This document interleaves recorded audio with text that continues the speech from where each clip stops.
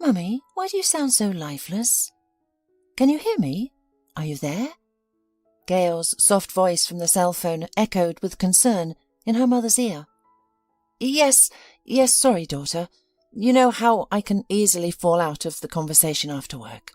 Samantha tried to infuse her voice with a semblance of lighthearted calmness. So, Tom, Naomi and I are visiting you on Christmas. Or do you have any other plans? Let me know immediately so I can quickly adjust our plans. Honey, frankly speaking, I'm not sure about your dad's plans. Samantha exhaled. I can only assume they're wonderful. It's a shame to say, but he left me for a younger, beautiful woman. They've been seeing each other for a while now, so we're going to divorce officially. I'm sorry to drop such news on Christmas. You know I've never been good at keeping things from you. Mummy, I'm coming to see you. As soon as Tom gets home from work to watch Naomi, I'll grab a cab and be there right away. Gayle, I'm fine. You don't need to disrupt a 2-year-old's schedule because of me. It won't make me feel any better. Mum, that kid has a dad, a perfectly adequate, responsible modern father. You can fool anyone with your calm voice, but not me. I'll be an hour and a half. Samantha listened to 3 quick beeps in the receiver and smiled sadly. She considered herself fortunate to have the daughter like Gayle. Not everyone is so lucky. Samantha learned about the challenges of adolescence from other people's stories. She also managed to avoid the drama of Gayle's first love. In fact, there was no drama at all. Gayle took her studies seriously, found a job in her second year, and managed to balance both. By the end of her time at the college, she had saved up for a vacation to Italy, with a little help from her parents. On the plane, Gayle met her future husband, Tom. They spent a week in Venice, Florence and Rome. 6 months after returning home, they got married and welcomed their first daughter, Naomi. Samantha found joy in her role as a devoted grandmother, feeling almost perfectly content. She and her husband Mark led a perfectly typical life for a long-time couple. They didn't quarrel or dispute fundamental issues. They lived in peace. Mark was a good earner and managed money wisely. Until yesterday noon, Samantha was thinking her marital life was quite well. She invested her whole heart and effort into her family, not viewing it as a sacrifice. It was her joy to care for her husband and maintain a cosy home, a sanctuary they both looked forward to returning to after work. Their apartment might not be larger or more comfortable than those of their friends, but everyone loved to gather there during the holidays. Samantha always had everything so well arranged. Mark's friends often showed joking envy, and he seriously took Samantha's care of himself as a due. For the past few years, Mark had been working on building a country house, dedicating all his spare time to it. Samantha didn't have an opportunity to visit the construction site every week, which initially caused her great concern. However, Mark reassured her, saying, "Samantha, relax. No one can do everything at once. You just want to be everywhere. It would be better if you managed things here, and I took care of things there." Samantha understood, or at least she thought she did. He truly needed something of his own, where he was alone, was the boss. So she stepped back, relinquishing control of the estate affairs to her husband. And yesterday morning she suddenly fell ill at work. She experienced weakness and a headache so severe that her usual medication didn't help. She must have looked quite unwell, because even her boss, who was often described as indifferent, looked at her and said, "Samantha, sometimes it's better to take a couple of days off than to be sick for 2 weeks. Go home and rest. Come back to work the day after tomorrow. It won't affect your paycheck. I don't need exhausted employees. I'm not as indifferent as some people claim." Samantha nodded gratefully and headed home. It's fascinating how we sometimes misjudge people, especially our bosses. Quietly, Samantha entered the apartment, trying not to make noise. Mark had arrived late from a business trip and she didn't want to disturb his sleep. However, Mark wasn't sleeping. From the living room she could hear a conversation. Judging by the lack of another voice, Mark was on the phone, but his voice and intonation were uncharacteristically different. "My sweet sunshine, I'm coming over today. My wife is pickling tomatoes after work today with a new recipe. There are new recipes every year, but the wife is getting older. I'm sorry, I'm just trying to joke around. Yes, I'm going to tell her the truth soon. I appreciate your understanding, I really do. I'm glad you don't want to spend Christmas without me. I'll make a decision soon, I promise. My dear girl, don't be naive. Try to understand my situation. It's not easy for me. I'm not devoid of emotions. It's a marriage of more than 25 years and a daughter raised. I feel sorry for Samantha. She's becoming old, wrapped up in just 5 years. She'll look really old. But she's dedicated to the family. Her pantry is full of things she has made. She always aims for perfection. If I leave, she'll be alone. Well, she'll still have our daughter and son-in-law. No, it's not that I'm uncomfortable. I don't care about her cooking and nice curtains in the house. I don't want to spend the rest of my life fishing on the lake just to escape from my wife. I need joy in my life. And you are my joy." Samantha looked at herself in the mirror and saw an aged, grey, tired woman. She couldn't compete with anyone. If it weren't for her throbbing headache, she would have run outside, aimlessly wandering until evening, or until she regained control and her ability to think clearly. But she didn't even have the energy to descend the stairs. She attempted to close the door quietly. However, her husband heard the sound. He said goodbye to his conversationalist and stepped into the hallway. "I've decided not to do the tomato pickling, if you don't care," Samantha managed to say, mustering her remaining strength. "Samantha, perhaps it's better that you heard everything. I hate lying to you. I should have ended it long before. You're a good person, and I'm sorry, but there's no point in continuing this," he replied. "Yeah," Samantha responded indifferently. "It's good that you at last recognize your old wife as a human being." "Samantha, what's the point of this bitterness? Let's be honest, I'm only 53, and I still crave love. Why should I give that up? Gayle is already an adult and has her own family, and now we have almost nothing to connect us. You're just refusing to accept it, clinging to this empty shell of a marriage. Look after our granddaughter. Now you have someone to care for. I could have lived like that. Like most people my age, but I got lucky.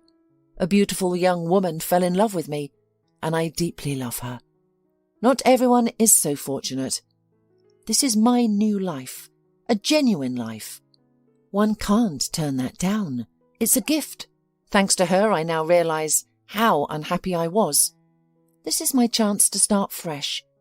You won't lose out. You're the mother of my daughter. I'll leave you this apartment. I won't take anything from here, except for my clothes and shoes. I'll live in the house with her. It's fair. I had put my money and effort into it. As for our car, you don't drive and you didn't invest in it, so it's logical that I keep it to myself. I'll provide you with some initial funds, or we'll discuss the amount." "What if I ask for a lot?" Samantha asked. "We'll discuss it," Mark patiently repeated. "Wow, so deeply in love yet so rational. You've thought all this out for a while, haven't you? Only resolve was lacking, but everything else was well planned. What a strategist you are. Samantha, can we handle this amicably, please?" In case you haven't noticed, I'm not barking at you like a dog. I don't need to have this conversation at all. I came home because I have a headache. I'm going to take a warm bath. It helps. While I'm taking my bath, gather your belongings and papers.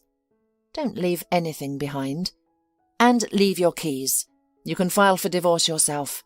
I would like you not to drag it out. I'll show up on the appointed day and hour, and we'll get divorced. I don't need your money. My salary is enough for me. Just don't show up after that. So that the day of the divorce is the last time I see you. And if you want, you can give your share of the apartment to Gayle, so that your love won't disinherit the girl. It's really fair, don't you think? Mum, how could you think of my inheritance at this moment?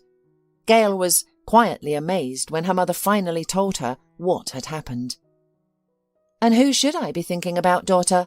Samantha shrugged her shoulders, and a shadow of a sad grin crossed her pale face. When such a thing happens, it's necessary to hold on to something that will maintain interest in life. I am happy. I have you and my lovely son-in-law Tom, and I also have my cute granddaughter Naomi. I promise not to burden you excessively with my care, and not to turn into an annoying old grandmother, which your father thinks I am. I've reflected a bit, and his words make sense. I've always tried to ensure that he was well fed, dressed in clean clothes, rested peacefully, and surrounded by comfort. It was like domestic service. It seemed like the right thing to do for the family. I didn't realize he needed anything else. I should have thought more about myself, tried to be charming, and things might have turned out differently, although it's pointless to speculate about it now. You're making excuses for him, then? Asked Gayle. Honestly, Mum, you surprise me with this tendency to always blame yourself for everything. It's too much. I didn't tell you before, but I will now. I had a conversation with Dad about 3 years ago when he gifted you a blender on your birthday. It's a good blender. It still works.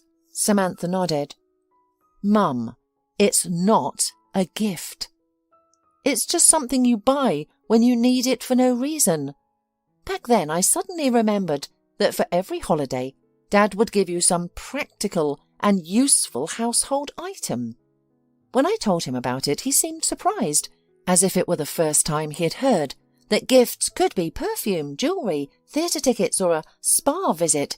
Something to show he sees you as a woman and wants to make you happy. But he didn't listen to me, even got angry, saying I was still naive and trying to tell him how to treat his wife. I didn't think much of it at the time, and now it's come back to me. Mum, you were convenient for him. You were content with a blender or multi-cooker and didn't spend much on self-care. He didn't want a beautiful, well-groomed wife. He wanted a convenient one. I hope his new girlfriend will have spent all his earnings on her beauty. Gayle, you've even cheered me up. Samantha smiled with a hint of confusion. I didn't realize I'd raised you to be so vindictive. Mum, I just love you very much. I feel sorry for you, and you certainly don't deserve such a thing. All Tom's friends are jealous that he has such a mother-in-law. They joke that he married me because of you. Father is just used to deluxe care. Took it for granted all his life. He'll be sorry, you'll see. I don't want him to regret anything. Let him go in peace. Thank you, Gayle, but please don't argue with Daddy. You're an adult, you're diplomatic, and he's still your father. Our divorce is our business. It has nothing to do with you. Besides, he promised to take care of your inheritance. Don't worry, Mummy. I won't give up my half of the kingdom. Gayle reassured her mum with a smile, if only to prevent some toothy, predatory shark from getting it. I admire your self-control. I never realized that you are so strong. Suddenly, tears sprang from Samantha's eyes as if breaking through an invisible dam. Gayle, daughter, don't understand myself. I wanted to scream. I wanted to beg him, don't leave me. Let's try to make things right. I'll forgive everything. I'll take everything into account. I just want you to stay. But I held back. I couldn't cry in front of him. You're the one I trust, and I'm crying in front of you, and I'm not ashamed. Gayle got up from her chair, went over and hugged her mother, stroking her head, while Samantha sobbed and started to feel better. Oh, Gayle, there is some good news, after all, she said a few minutes later. I've fallen out of love with him. When I exited the bathroom, He had already left. The apartment was as clean as ever. I automatically walked into the closet, needing something to occupy my hands. The shelves were still neatly organized, with gaps where his underwear used to be. Everything was in its place. His shirts and jackets were gone, along with their hangers, so they won't wrinkle in their new home. The drawer where he kept his documents was also neat. There was no mess, as there might have been if he had left rushing or while emotional. He was meticulously preparing for his new life. Suddenly I found the whole situation amusing and repulsive, and I fell out of love with him. Just like that. In an instant, really. Mum, I sincerely hope that's how you feel, in fact. It's a blessing if it's true. You won't waste your time suffering needlessly. Instead, you'll live your life, reconnect with old friends, go to the theatre. You'll finally take care of yourself. We can style your hair, dye it, update your wardrobe. We can even send you on a vacation to celebrate your divorce. That sounds good, doesn't it? Starting a new life, as Gayle suspected, was only easy in theory. In practice, it was slow and laborious. Samantha suddenly had a lot of spare time, but she wasn't excited about it. You're just confused, Samantha's friend Hilary reassured her. You can't rebuild many years of life in a month. Don't rush yourself. Everything will fall into place. Hilary had been living alone for several years. Her son had gone to the capital for his studies and stayed there. After a disastrous marriage, Hilary had no desire to remarry. Her ex-husband was a domineering man and barely managed to escape from him. He threatened to take their son in the event of a divorce, using his influence and connections, among other threats. But fortunately, he ended up in jail due to some shady dealings, as Hilary explained. Taking advantage of the situation, Hilary quickly divorced him and moved to another city. Her son joined the same class where Gayle was studying, and that's how the two young mothers met at a parent-teacher meeting. Hilary cherished her freedom and knew how to use it.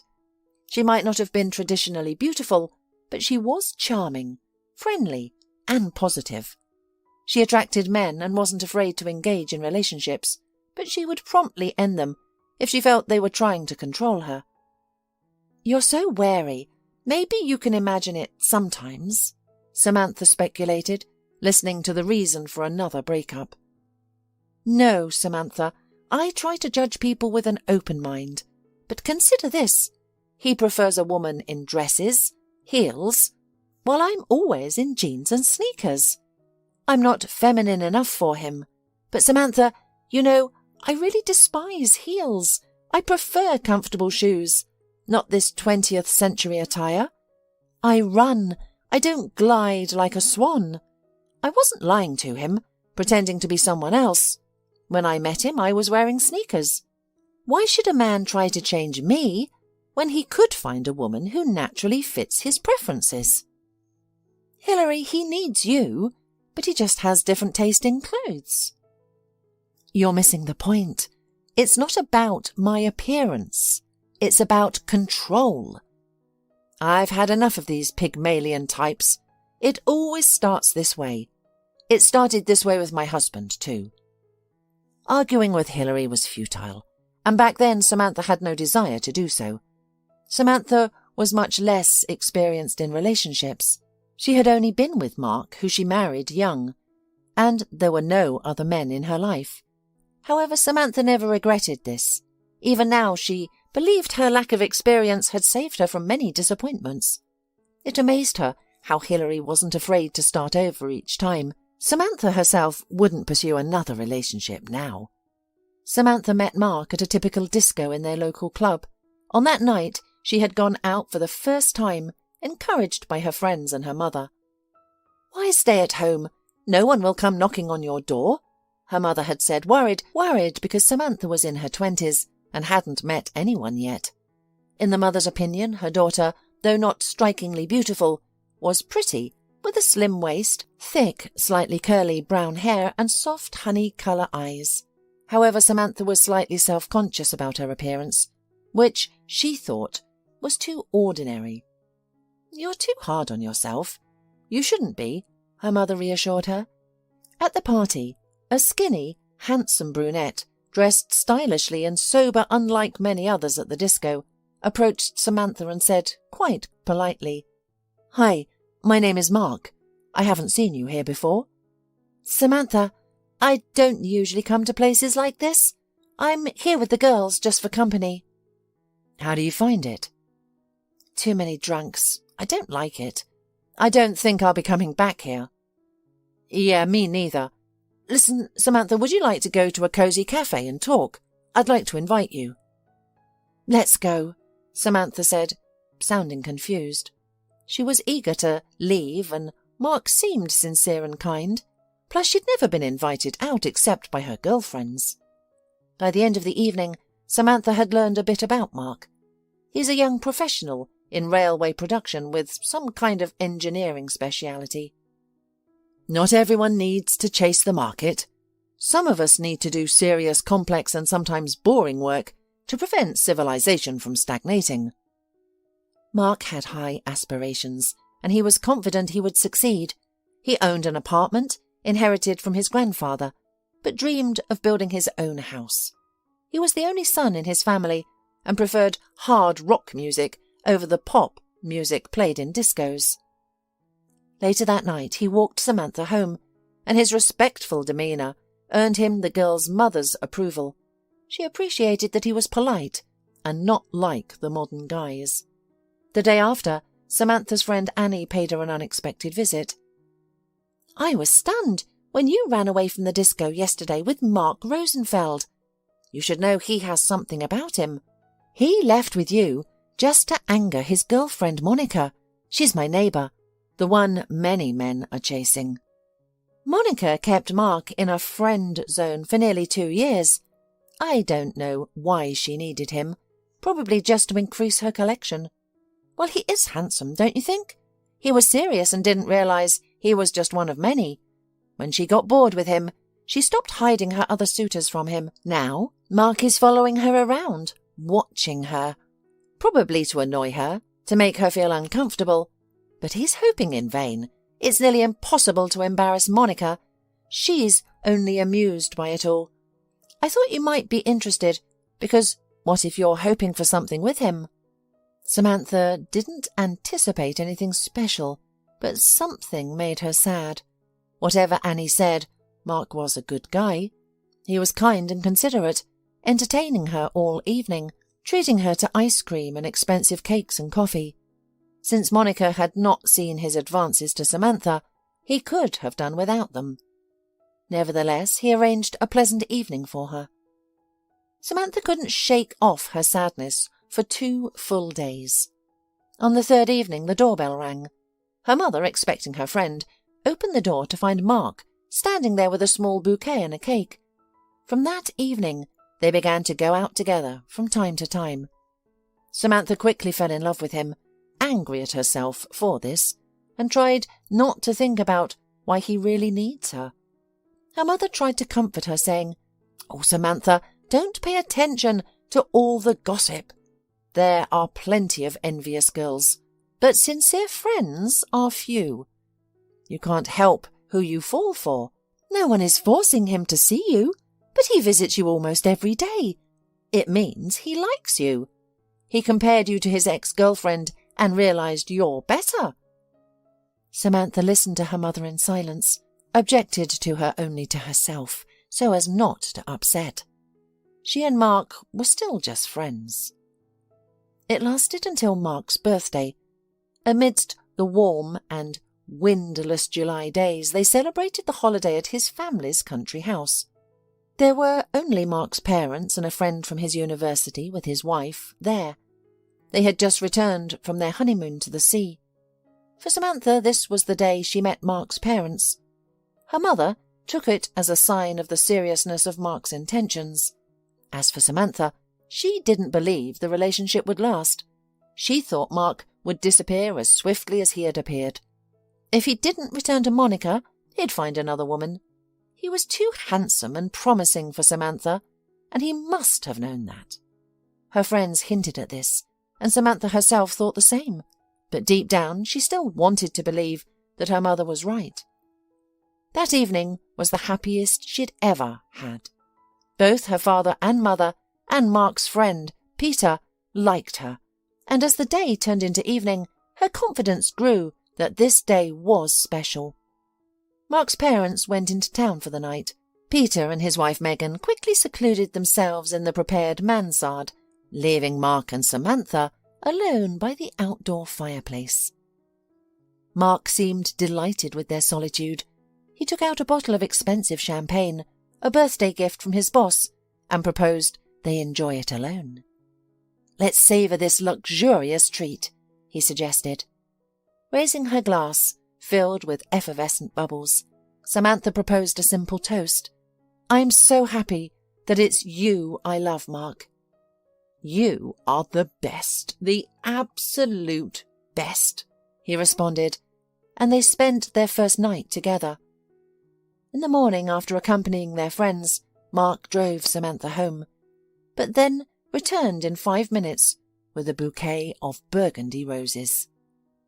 "Well, Samantha," slyly asked her mother, having ensured that her daughter's boyfriend had left, "you look happy. Did he propose?" "No, Mum, he didn't. But really, everything was wonderful." "Oh, I'm sure he will. I can see that," the mother promised confidently. 2 days later, the entire Rosenfeld family appeared on the doorstep of Samantha's home. Mark's father, while arranging delicacies on the table, announced that they were traditional people. So they decided to propose to Samantha in a domestic setting. However, the wedding would be in a restaurant, according to all the traditions. Back then, many girls still dreamed of a grand, large and formal wedding, but Samantha was not among them. She desired the kind of wedding her daughter Gayle would have a quarter century later, simple, elegant, and only for the closest people. She also wanted a honeymoon trip that would be remembered for a lifetime.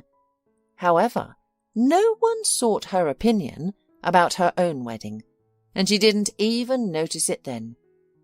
She was sitting at the table, discussing something with her mother and future mother-in-law, hardly able to believe that all this was happening to her. Her beloved Mark wanted her as his wife, and she was determined to ensure he'd never regret it. And so, a quarter of a century later, Mark and Samantha completed their married life. The man was again experiencing a long-lost feeling of happiness, and he was relieved that his divorce from his indifferent, aging wife was proceeding smoothly, much easier than he had anticipated. Samantha had let him go without any arguments, threats, or tears. Had she also stayed with him out of inertia for too long? This thought alleviated some of his guilt, but also pierced his ego. He had believed he was the centre of Samantha's world, yet she seemed to let him go without a second thought. Samantha kept her promise made on the day Mark left. She had no claims, as long as Gayle's interests were respected. She looked at Mark without blame, like a fellow commuter on a crowded subway, as if he would soon make room. After they were declared divorced, she casually said, "Bye," and left. She didn't look like someone who was lost and unhappy, and Mark had the strange feeling that he didn't really know his ex-wife. I wonder how long she has been practicing this independent look. His friends called him a fool when they found out about his sudden life change. Some were blunt, others diplomatic, but the message remained the same. Mark didn't take offence because he felt he was right. They're simply envious. A single look at Alexa's photo is enough to spark the envy in every one of them. Or they just never experienced such a feeling, so they can't understand me.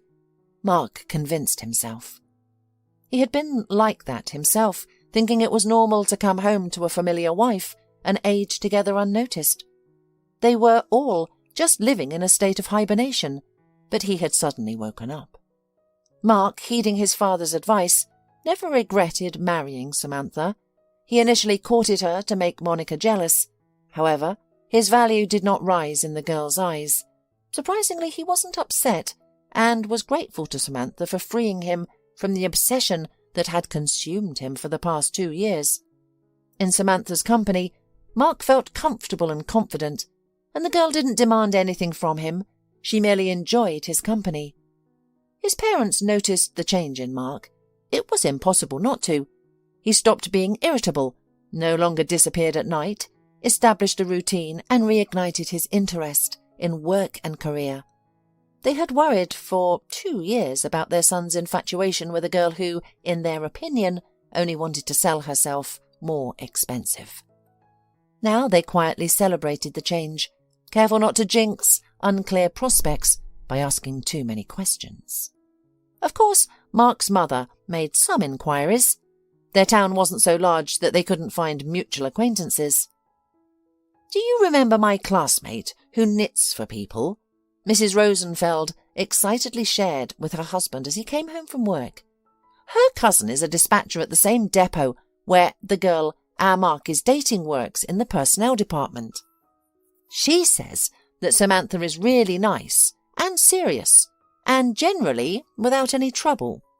"We'll see," Dad responded, chuckling.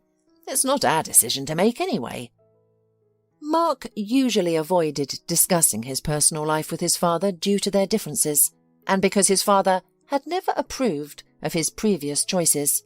However, after he introduced Samantha to his family on his birthday, his father said, "We need to talk, Sonny. Samantha is a decent girl, not worse than your ex. Your mother and I noticed the way she looks at you. If you marry her, you'll always feel welcome and be cared. Over time, you'll come to appreciate this. If I were you, I'd marry her right away. You won't regret it. You'll remember my words with gratitude when I'm gone. And trust me, other girls won't run away. You'll have enough for your lifetime, if you wish." And so Mark got married. His parents have passed away. If they were still alive, he might not have been able to face the turbulent changes in his life, because he would have had to keep his divorce from Samantha a secret forever. His parents, who loved Samantha as their own daughter, would never have accepted it. Sometimes he missed his parents, but he was relieved that his beloved Alexa wouldn't have to deal with the undeserved disapproval of his relatives. His only relative left was Gayle, who didn't want to meet Alexa. "Alexa is just a few years older than you. You might have something in common," he suggested. "Dad, if I had to live with your girlfriend, I would find something in common with her to avoid negativity. But I don't see the need. I'm sorry. We might never meet in our lives. I think your girlfriend would be okay with that too. I've already agreed to Mum's request not to hurt your feelings or say mean things to you, which is challenging enough for me now. So please don't make my life more difficult." Mark understood. Gayle had always been closer to her mother than him, but Alexa was upset about Gayle's refusal to meet her. "I'm not even offended for myself, but for you. Your daughter doesn't seem to make even the slightest effort to understand her father's feelings. You have done and continue to do everything for her. It's so easy for her to accept an apartment share as a gift, yet doing something nice for her father seems like an insurmountable task." She looked genuinely upset, and Mark had to comfort her for quite a while. In the first 2 months of her newfound freedom, Samantha worked hard to change her old way of life, initially adopting the simplest methods. "Guys, how about I come over every weekend to spend the entire day with Naomi, studying and playing, while you two get some alone time?" she suggested. Gayle and her husband declined the offer, intending to raise their daughter themselves. "Please don't take offence, Mum. We'd rather go out together sometimes." The cultural programme crafted for her by Gayle and Hilary was intriguing, yet it somehow failed to impress Samantha. She felt out of place when her daughter or friend took her to the theatre or an art exhibit. Their attempts to entertain her fell flat, but Samantha tried to show genuine joy. "Listen, it feels like you're forcing yourself," Hilary remarked sharply. "You don't need to pretend for our sake. Consider what you truly want for yourself." "I just want to lounge with a book undisturbed," Samantha confessed. Eventually, her friend and daughter persuaded Samantha to take a vacation. Among Lena's numerous acquaintances, there was a travel agent with very favourable offers. In April, Samantha flew to Egypt for 10 days. Being away from home was like being on another planet, which made her extremely happy. She realised she hadn't been to the sea for 10 years. She used to go every year with Gayle. However, when Mark started building a house, it consumed nearly all of their finances. Since then, Gayle went to the sea alone, attending children's and youth camps. In Egypt, Samantha preferred to rest alone, avoiding noisy groups, and was content with her solitude. She returned home completely rejuvenated, readily shifting from relaxation to her routine. And then she realised she had almost forgotten about Tom's parents' 30-year wedding anniversary, happening the day after her return. Fortunately, her daughter, who greeted her upon her return, had it sorted out, and even had purchased the presents on their behalf. The wedding anniversary was decided to celebrate at the Lost in the Wood manor house, which hardly came as a surprise to the invitees. Tom's parents, who were not fans of ostentatious restaurants and preferred nature, loved fishing, trekking, and beautiful walks. Samantha breathed a sigh of relief upon learning that the event didn't require a meticulous selection of dress, heels, or elaborate hair and makeup, and instead of an extended preparation on the day of the anniversary, Samantha enjoyed a good night's sleep, a leisurely cup of coffee, and dressed comfortably in loose beige pants and a snow white. She chose to let her hair hang loose around her shoulders. "Well, whoever says women over 40 shouldn't have long hair can keep their opinion to themselves," she thought. She had forgotten how well her honey brown eyes complemented her tan. Samantha liked the reflection in the mirror. She couldn't precisely recall when this self-appreciation began, perhaps during a vacation, when she felt a heavy burden lift from her chest and found joy in simply living. A little more time passed, and for Mark, things became not so cheerful. It seemed that only recently he and Alexa had celebrated New Year, and it was already August. It was necessary to think about a vacation, to plan something interesting. But there was neither strength nor ideas. Mark was so exhausted from the last year, as he had never been exhausted since his senior year, when he combined work with business trips and his studies. But then he was just a young man, and such a regimen was easier for him. The worst part was that Alexa said once that he had transformed from a lively man to a dull and tedious person despite his efforts. The mention of efforts caught Mark's attention, as he felt he was the one and only putting in the efforts. He didn't mind Alexa's lifestyle, but he wished she'd understand that he couldn't always keep up with the eternal feast. "I'm not a showman, I'm a chief engineer of the project, honey," he used to joke. "Well, Alexa isn't to blame," Mark confided in his old friend Peter over a glass of whiskey. "She's sensitive, young, and desired a lively life filled with new experiences. She is relying on me to provide that. You know, I'm struggling to figure out where to take Alexa for the next New Year. We visited the Emirates in March, and we're going to visit Hawaii in September, and I can't afford 3 trips in a year. Plus, I have some house issues." "You've become overly anxious, Mark. Love can be exhausting, and that's your case. You're as busy as a housewife with 3 kids, Peter remarked, slightly tipsy from the whiskey. "Thanks for the support and advice, buddy," Mark responded, stung by the comparison. "You're welcome. If not an old friend, who else will tell you the truth? Now, let's get back to the specifics. How do you want to celebrate New Year?" "I would have stayed home," Mark grinned. "We would have invited you and Megan. We used to celebrate every year like that. What was wrong with that?"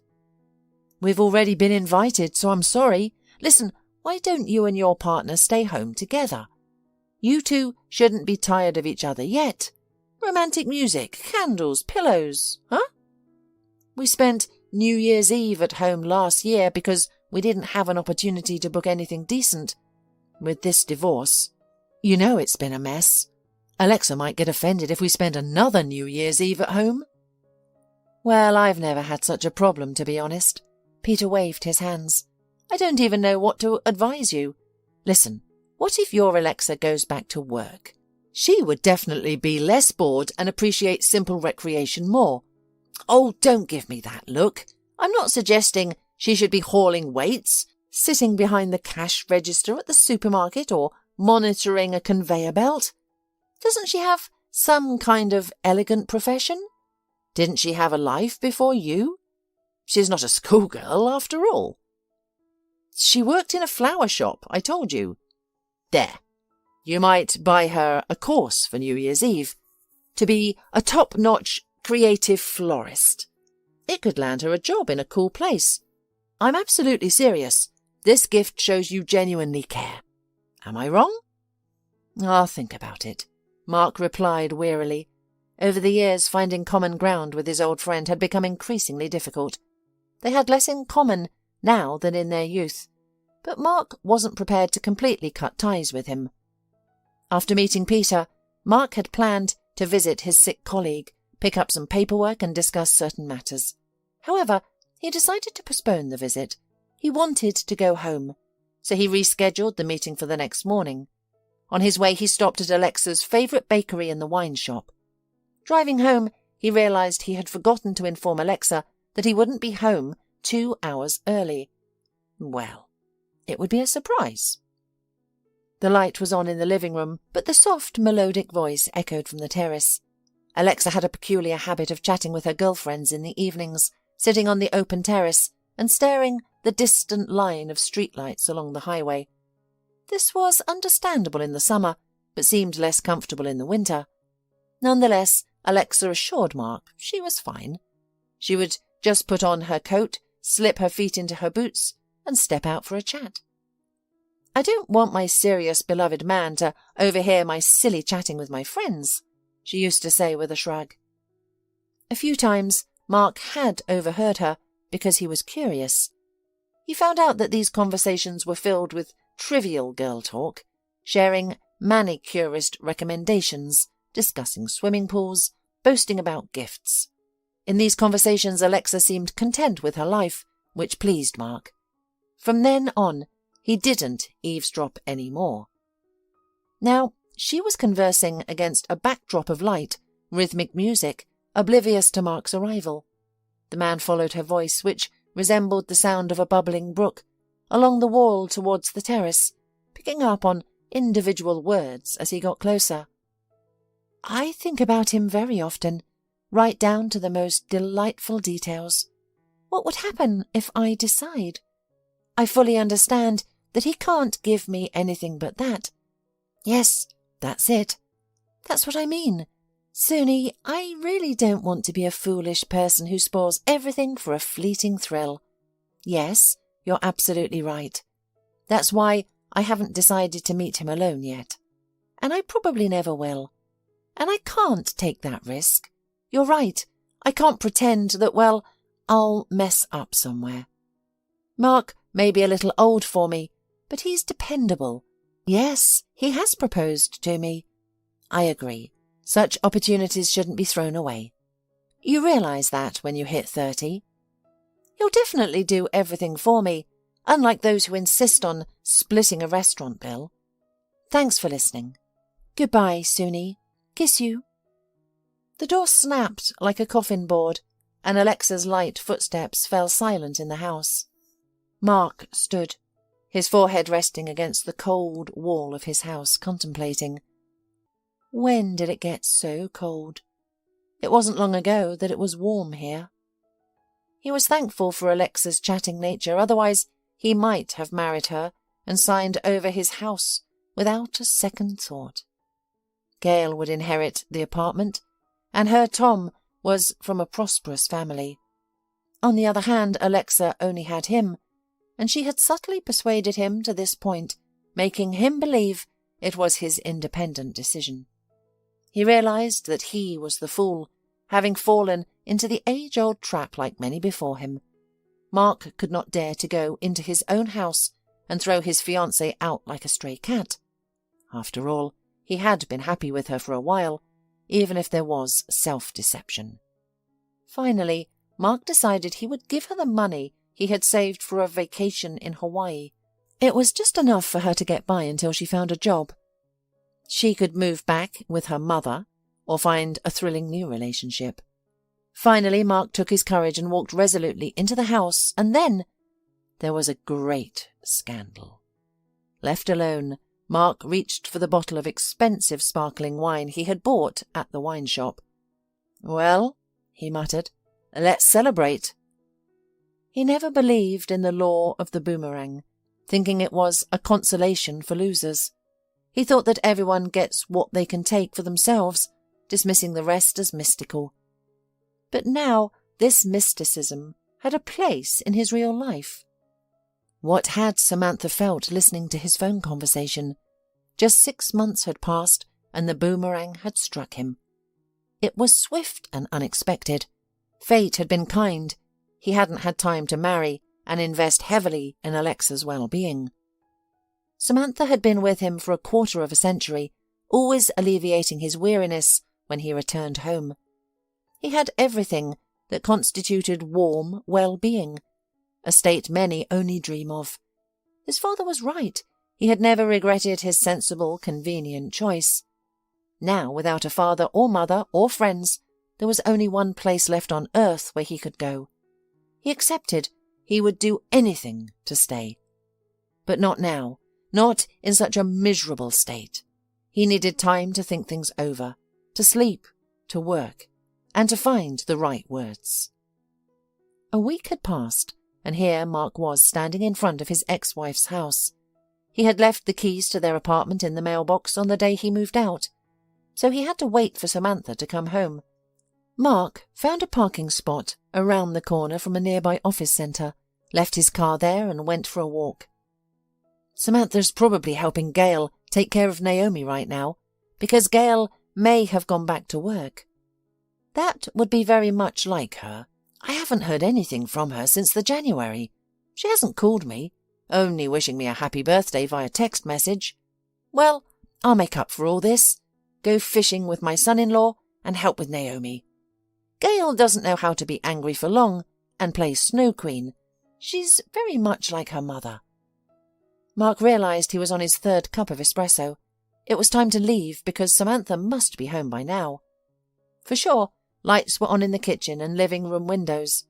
Hesitant, Mark stood in front of the intercom, but after a couple of minutes the door opened. A thin, elderly lady with a small dog on a brightly coloured harness came out. Ignoring the woman's condescendingly mocking look, Mark entered the building. In a minute he found himself on the familiar 3rd floor, in front of the light grey door, and pressed the bell. Samantha opened the door almost immediately.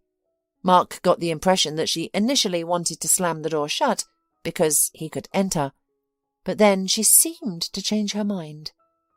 Mark hesitated to step over this until Samantha nonchalantly invited him in, asking, "Come in?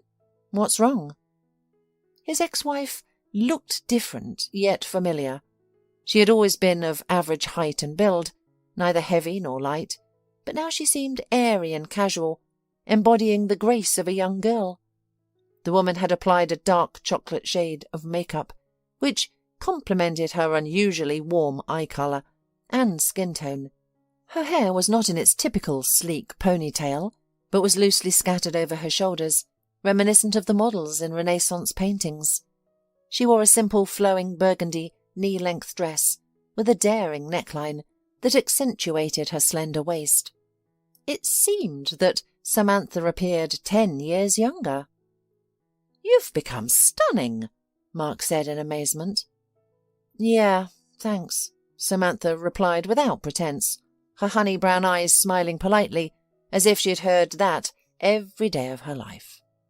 She paused briefly, expecting him to say more, but he remained silent. Then gently and without irritation, she continued, "Listen, Mark, If you have important business with me, say it now. I'm expecting guests. You didn't call ahead and I have my own plans. I can't spare much time right now, I'm sorry. Could you forgive me? He asked in a breath. I forgave you a long time ago, Samantha answered with a peaceful smile. Mark, did you join some secret society for your career that requires notarized forgiveness from ex-wives? You should call Gayle more often. She may not admit it, but she misses you. Now, why are you here? I want our family back. I want to make things right. I was an idiot. I made the worst mistake, and I'll admit it. I understand that you need time. Think it over and let me know when I can visit. I'm sorry things didn't work out for you and your young girlfriend. You were so enthusiastic. I didn't have the heart to call you a sneak or anything like that, and it doesn't make any more sense now. I have a man I love. Look, we're adults, Mark began again. You had every right to retaliate after my foolish prank. You certainly proved me wrong. Can we agree not to revisit these past misadventures? Mark, you've misunderstood me, Samantha replied. Or rather, you didn't listen. I wasn't trying to prove anything or seek revenge. After all these years, you should know I wouldn't stoop to such pettiness. It's not a fling. I'm getting married. And that's how it happened.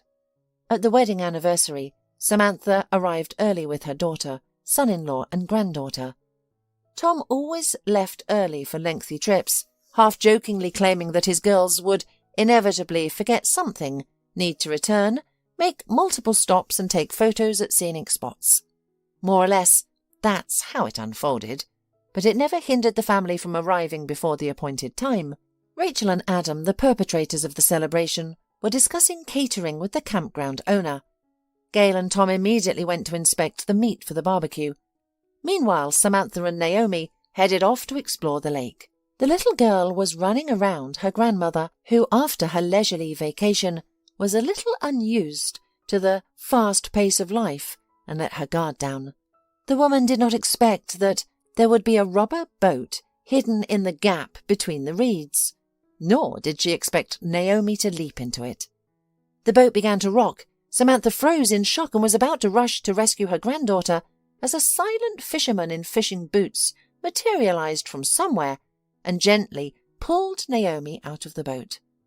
The girl was not frightened and not upset, only giggled and showed him her tongue. "Hello, please take her," said the man, handing Naomi over to Samantha. "Thank you," responded Samantha, coming out of her daze, and they shared a brief laugh. The fisherman had a tidy short beard, hair trimmed with silver, and cheerful grey eyes. "Excuse me," Samantha said to him, adding, "We're here for a wedding anniversary. We arrived early, so we are having adventures while waiting for the others." "Everyone here is like that," the fisherman replied, "including me. I'm James, a classmate of Adam." "I'm Samantha, the mother of their daughter-in-law, and this curious girl is Naomi, their granddaughter." Samantha introduced them both.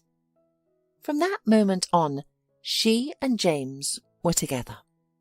They sat together, chatted about everything in the world, and only danced with each other on the creaky wooden terrace. Everyone took it for granted as if they had been a couple for a long time, which seemed both strange and delightful. They were comfortable with each other, not afraid to say or do something wrong that might ruin everything. In the evening, Rachel helped Samantha put their restless granddaughter to bed, who finally settled down. Covering the little girl with a blanket, Rachel spoke softly to Samantha. "James is a very good man. We used to interact daily in our university time, but then life took us to different cities. He's been living in another state for many years, yet we visit each other annually. His wife passed away 7 years ago, heart disease. I expect that's why they didn't have children. They didn't want to take the risk. James is alone, truly alone. Casual relationships aren't his style. He needs someone to care for him. He's self-sufficient, but his solitude doesn't make him happy. Adam and I decided to make a show of our wedding anniversary for a reason. We had a hunch something good would come out of it. You know, if someone had told me yesterday that I could be in this situation, I would have laughed incredulously. Samantha responded quietly. Naomi fell into a deep sleep, and both women returned to their guests. The wedding celebration carried on the next day. People divided into groups based on interests and scattered under the beech canopies, near the fireplace, or in the arbours at the forest's edge. James was rowing Samantha around the lake in a boat. Wrapped in a woolen blanket, she enjoyed the bright spring day. When the celebration was over, everyone went to their homes. James called daily and visited Samantha twice a month. The woman also visited him several times. During her last visit in early September, James tenderly slipped a beautiful ring onto Samantha's finger. If you agree to marry me, consider this an engagement ring. If not, it's just a heartfelt gift, he declared. On her return, Samantha shared the news with her daughter. Despite her excitement, she tried to maintain a composed demeanour, considering all factors. I've worked at this agency for so many years, Gayle, and I know how difficult it is for women my age to find work in my field in another place. To employers, we're practically retirees. Not everyone sees the value we offer. Mum, there are other recruitment agencies, and by the way, you've considered changing jobs multiple times. This could be your opportunity, Gayle countered. And you and Naomi. Samantha hesitantly put forth another argument that must have seemed significant. You're used to me always being available if you need anything. That's not a valid argument. I don't mean that your help isn't necessary. However, you know perfectly well that you're not so helpless as to make my young, beautiful mother a full-time grandmother. If we need to, we have Tom's parents here, but we don't have any in other very interesting cities, which is a pity. So a happy grandmother in another state means a personal tour guide on vacation. There's so much for Naomi to see when she gets a bit older. Mum, I'm joking, of course, but you should see yourself flying around completely enthralled. Don't pretend there's anything you care about more than your current love. It's completely normal, and we're all happy for you. After that conversation, Samantha wrote a resignation letter. That day after work, she awaited Hilary's visit, who had promised to bring a wedding hairstylist she knew. Despite her usual aversion to glamour, Lena had insisted. You can go to your wedding even in a jumpsuit, but it would be a crime not to make a stylish hairdo out of your beautiful hair. Samantha laughed and agreed, looking forward to surprising James. However, that evening took an unexpected turn when her ex-husband showed up. Samantha, I understand that you tried to escape your loneliness, but look, this incident turned out to be beneficial for both of us. You've blossomed, and I've learned to appreciate what I have, instead of chasing illusions. We both know it's not wise to seek adventure at our age. We share so much in common. It won't be hard for us to start over. The house is finished. You'll love it. We could live there and rent this apartment out. Imagine, no more cramped space, and the woods are just a stone's throw away. We could go flower picking, which you love. In summer we can vacation by the sea, taking our granddaughter. Or it could just be the two of us, to rekindle our feelings. Everything has fallen apart, Mark. There's nothing to rebuild, Samantha said, without a trace of gloating or irritation. I'm grateful for the good times we had, for our wonderful daughter, even for this incident, as you call it. Before this I didn't truly know myself. What could I be? What kind of person could be with me? What happiness feels like? I could have lived my whole life without knowing. You must understand me, because you said something similar a year ago. I was wrong, Samantha. Aren't you afraid of being wrong, like me? I'm not afraid. Samantha replied with a quiet smile. Mark's eyes sparkled with cold anger, and the woman decided it was time for him to leave. She didn't want to trade insults. They had no place in her life now. But suddenly the doorbell rang and Hilary entered, accompanied by a tall, thin girl wearing a hat with a large pom-pom. "Here we are," Hilary said from the doorway. "This is Chloe, our wedding fairy, and this is Samantha, our bride. Oh, and this is Samantha's ex-husband.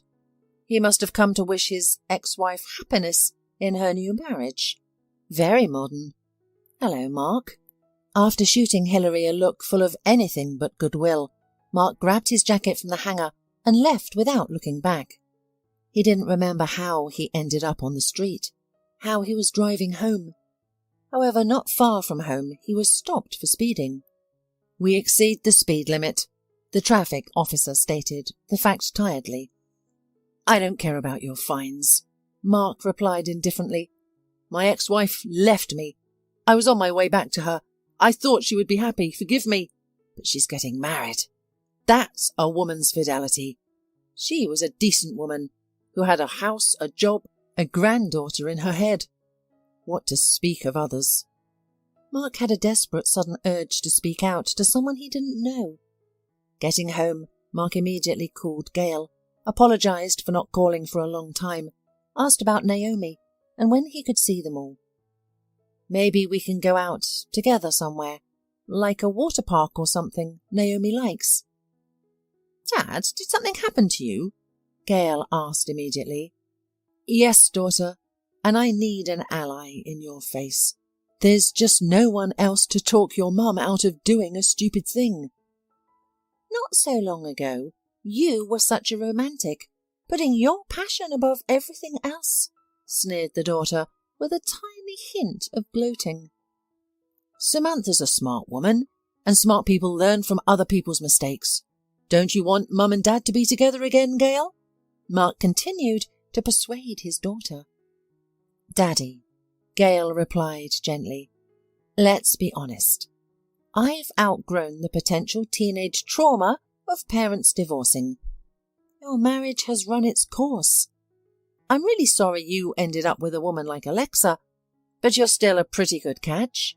However, if Mum agreed to return to you now, that would be a mistake.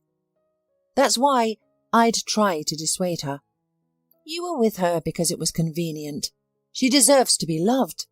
Now, she has that love. And I wish the same for you." "I see. Now that you have a share in the apartment, you have no more need for a father, right? You ungrateful brat." The man hung up abruptly and turned off his phone. He didn't want to get up in the next morning, and moreover he couldn't. The hangover felt heavier after solitary drinking than after the same amount of alcohol consumed in a jovial gathering. Luckily, after a stimulating shower, Mark began to feel more alert. He switched on his mobile phone. Accustomed to holding positions of responsibility, he always felt the need to stay connected. Without communication, he felt detached from the world, fearing of missing something important. He spotted 13 unanswered calls, all from Alexa. Evidently, he hadn't been very persuasive when he asked her to leave his life.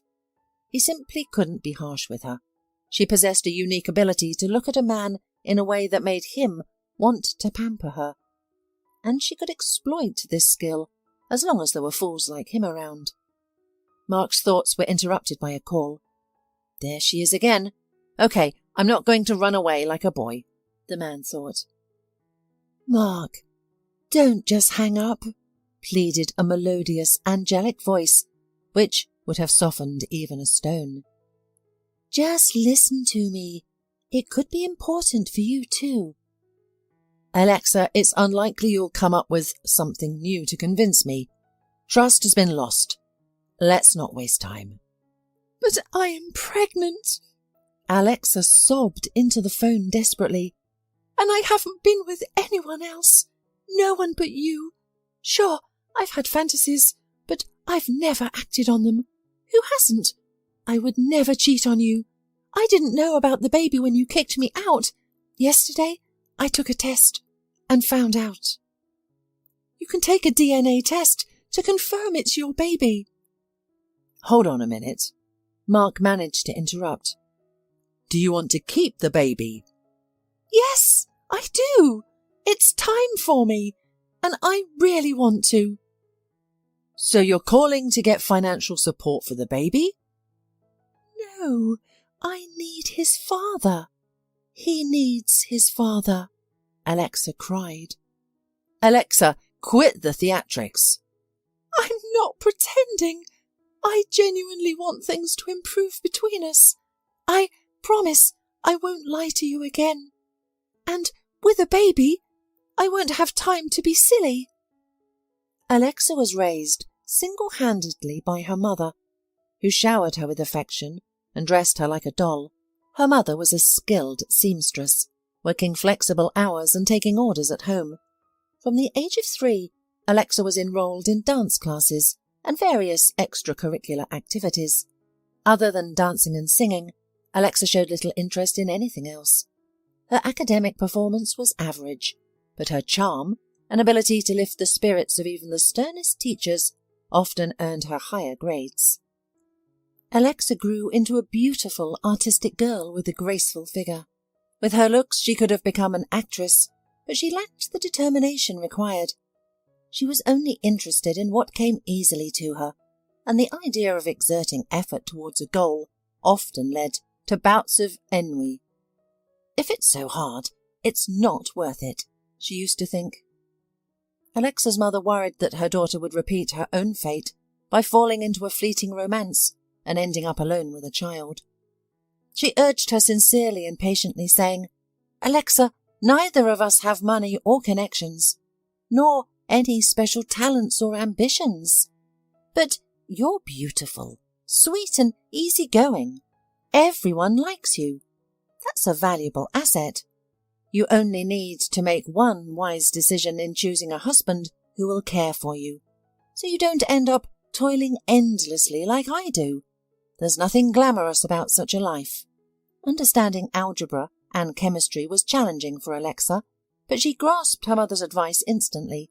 She politely, sweetly and sympathetically turned down any suitor who couldn't provide a secure life. Occasionally she felt upset and even spent a month or 2 wallowing. She liked some of the boys quite a lot, but her mother's life and those of many women around her served as a stark reminder. Love doesn't last forever, and what follows is a struggle with life's hardships, either alone or with a partner. She didn't dream of winning over a wealthy man, and didn't believe in such fairy tales.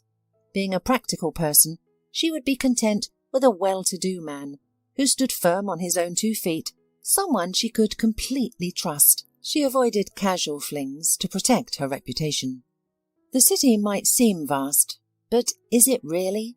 By the age of 30, she had only 2 relationships, both more or less aligning with her plans, but in both cases the presence of wives and underage children derailed her plans. Despite these setbacks, Alexa remained undeterred. After meeting Mark Rosenfeld, she knew he was the one. He had visited her floral shop for an original bouquet for his boss's wife, whose birthday party he was going to attend. This isn't a corporate event, but a personal celebration, he explained to Alexa, helping her to understand what type of bouquet he needed. Alexa liked the visitor. She had her principles and refused even promising matches if the man didn't seem pleasant. Now she smiled and moved so that he would definitely come again. She considered herself fortunate. Mark's daughter was already married, and his wife was of a type that Alexa didn't find threatening. It is only necessary to behave correctly to finally grow up and not fall for young fitness instructors and other seekers of entertainment. She also thought having a child wouldn't be a bad idea. She really liked kids. A month after Alexa's call, Mark was sitting with his friend at a bar. "What can I tell you?" Peter mused. "This situation isn't the worst for you. The feeling of not being needed by anyone is probably much worse. Your parents are gone. Your ex-wife and daughter are happy without you. And now you're becoming a father again. Late fatherhood is often the most fulfilling. What if you have a son? You've always envied me for having 2 boys. You'll take care of him, become the favourite, authoritative daddy, the big boss. I'm not saying you should live with his mother, but that's up to you. But I can't believe that all your love for her evaporated at once. Leaving the bar, Peter took a cab home, while Mark chose to walk to clear his head from the brandy haze. The bar was in the city centre, near train station square. Mark felt drawn to walk through the bustling crowd. A train seemed to have recently arrived, the people carrying luggage entering the square, eagerly chatting with their welcoming parties. Suddenly, Mark spotted Samantha. She was wearing a stylish crimson jacket and looking youthful. A tall, bearded man gently held her by the shoulders. Mark paused underneath a lantern, and they noticed him. "Hi, Mark," said Samantha with a casual air. "Hi, Samantha. My congratulations upon your upcoming wedding. And I'm about to become a father." "Wow, that's great." Samantha's companion smiled broadly and genuinely. "Then we extend our congratulations to you too." "Thanks. Well, I'll return to my family now." Mark waved and disappeared into the crowd. "Who was that slightly inebriated and melancholic gentleman?" James humorously raised an eyebrow. "My ex-husband," Samantha replied. "If he's telling the truth, I'm happy for him." "Well then, I'm glad for him too. I owe him for being so stupid and leaving you alone." After watching them get into the cab, chattering and laughing, Mark went up to another cab and said Alexa's address.